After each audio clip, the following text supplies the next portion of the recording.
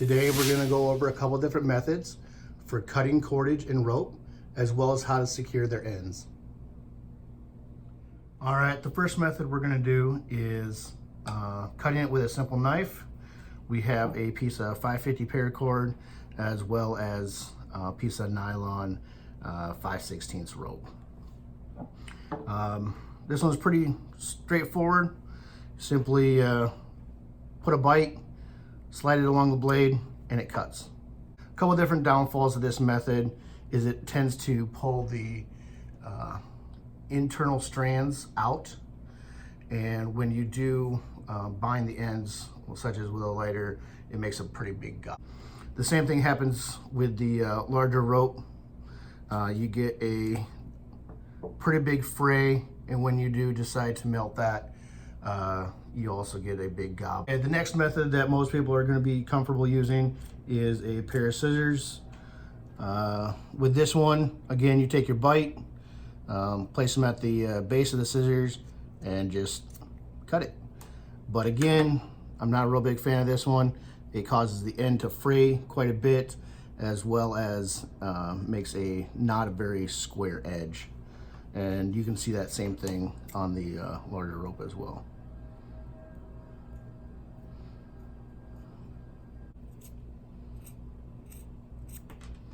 Okay. And again, you have a lot of fraying at the end, uneven square end.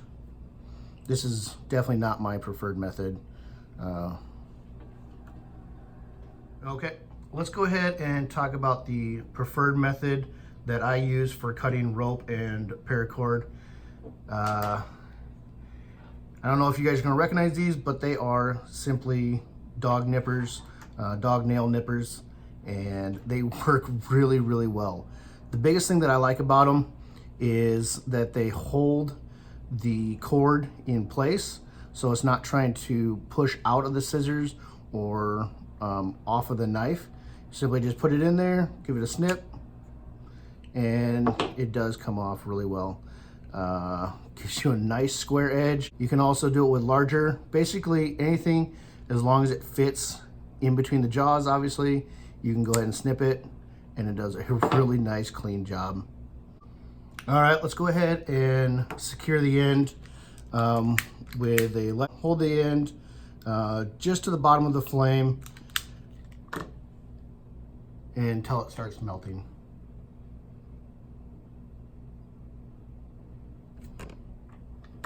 We'll go ahead and do that same thing with the larger rope, holding the flame just to the end.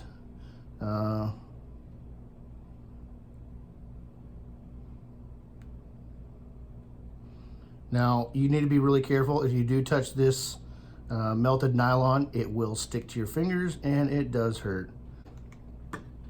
But again, you can see that there's a large gob on the very end of it. And this is my preferred method. It's a type of whipping. It's called a sailor's whip. And the end on this one is not melted, so it is nice and soft. It gives you a little bit of rigidity when you are threading that knot as well. So we'll go ahead and talk a little bit about this one. All right, pull off about 3 feet. The next thing we're gonna do is form a bite in the thread, and we're gonna go ahead and lay that on the end. And we'll go ahead and just wrap around it as well as the rope.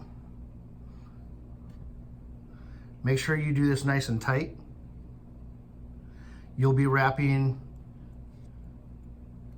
about 1.5 to 2 times the diameter of the rope should be the length of your whip.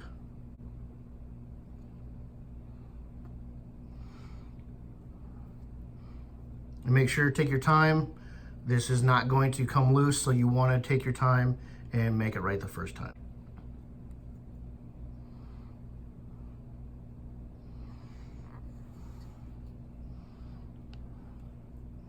Okay.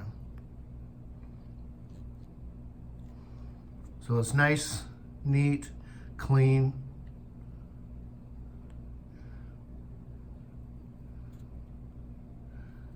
And then every once in a while I'm stopping and really cranking down on that thread. Okay. Next thing we're gonna do is we're gonna cut off the excess of our twine. We'll hold it in place, come up through our loop with our other working end. And then we simply pull. All right, we're gonna get a hold of a pair of pliers and pull that end underneath the whipping. It's gonna be pretty hard, but you can kind of see that it's moving underneath that whipping. It's right about here now. So it's halfway under. We'll go ahead and take our nippers, cut off that thread. It does a real nice clean job. Same thing on the bottom. And then depending on how much tough you want at the end, go ahead and decide that and then cut that off. So now we have a nice, secure, but yet soft end on our rope. We've gone over 3 different ways of cutting cordage and rope, with the preferred being the dog nippers. We also went over different ways of securing the end with a lighter on small items such as paracord. You can also use that lighter on the larger rope, but the preferred is going to be the whipping. If you did find this video useful or did enjoy its content, please go ahead and give it a thumbs up. If you would like to talk in the comments below about your guys' preferred method of cutting cordage and rope, please let me know and we can have a good conversation. Thank you very much and have a wonderful day.